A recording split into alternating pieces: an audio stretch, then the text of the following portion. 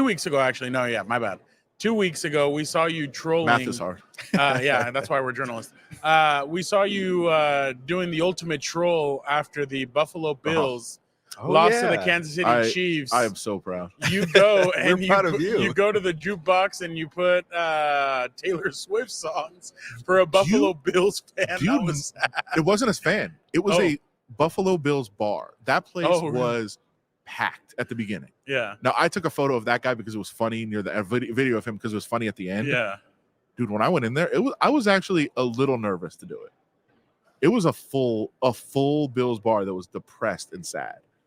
And I played, it cost me way more than I cared to admit. I think it cost close to like $80. I played 3 hours of Taylor Swift music in the Bills bar, starting about 20 minutes after the game ended. Nobody told you anything? Well, they started skipping them, but there were so many of them that they were just like, all right. And finally they were all right.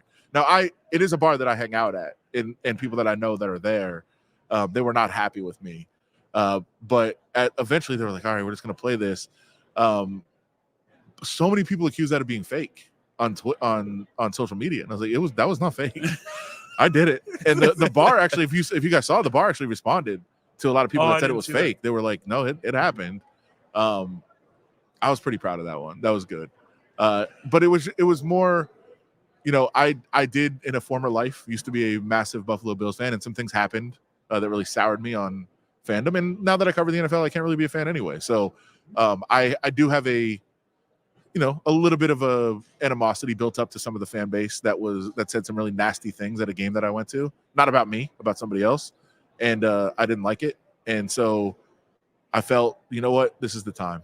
And I went and did it, and people were upset and mad, and I loved every second of it. It was great. It's a long game. And Adam, I don't know if he's talking about the juice.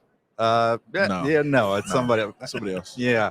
But Adam, I actually referred to your video in one of my stories. So thank you. You know what? It was that good. I felt kind of bad because I had that tweet blew up.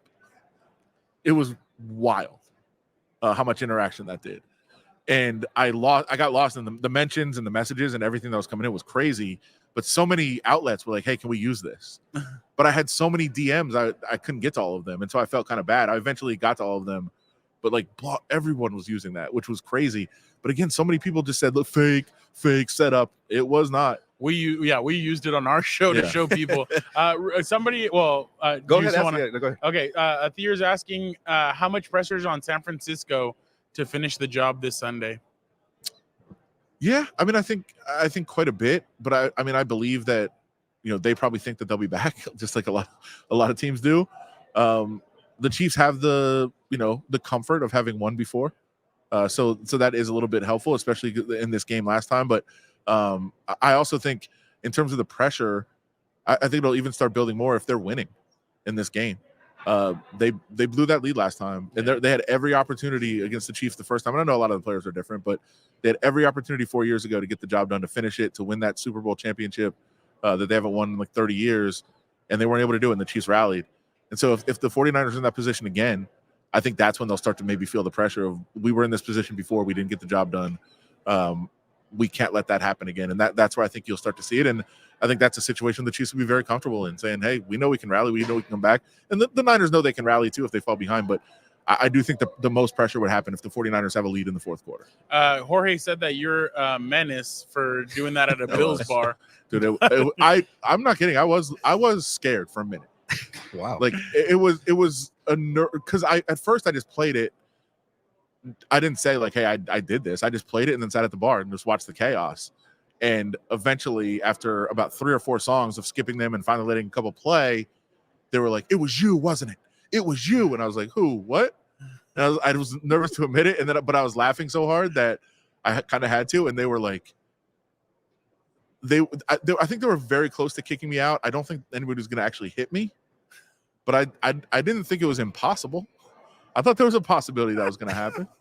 So I was ready for it. But look, in the end, I probably deserved it. I'm not going to lie. Like, that's a really messed up thing to do. But it was still worth it. Right. And Adam, you surprise me all the time, but that was a great work by you. Thank you. You're a genius. Thank you.